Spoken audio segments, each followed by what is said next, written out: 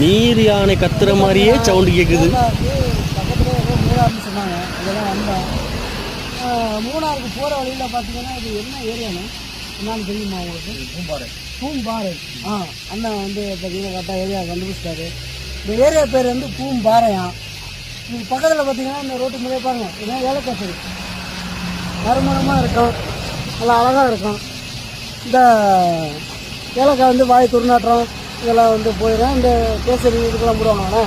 வேறு எதுக்கு போடுவாங்க அண்ணா? ஹோட்டல் வச்சுருக்காங்க. ஹோட்டல் உள்ள அனுபவம் நிறையா இருக்குது. மட்டன் சிக்கன் எல்லாத்தையும் போடுவாங்க. மட்டன் சிக்கன் மொட்டை சொன்னாங்க. மட்டன் பிரியாணி, சிக்கன் பிரியாணி அப்படி சொல்லுங்கள். மக்களை பொறுத்த வரைக்கும் தெளிவாக சொன்னாங்கன்னா புரிஞ்சுக்குவாங்க. அவங்க யாருமே தெளிவாக இப்போ உள்ள மக்கள்லாம் தெளிவாகவே இல்லை. தெளிவாக இல்லாதனால தான் ஸ்டாலின் ஆட்சி இருக்குது.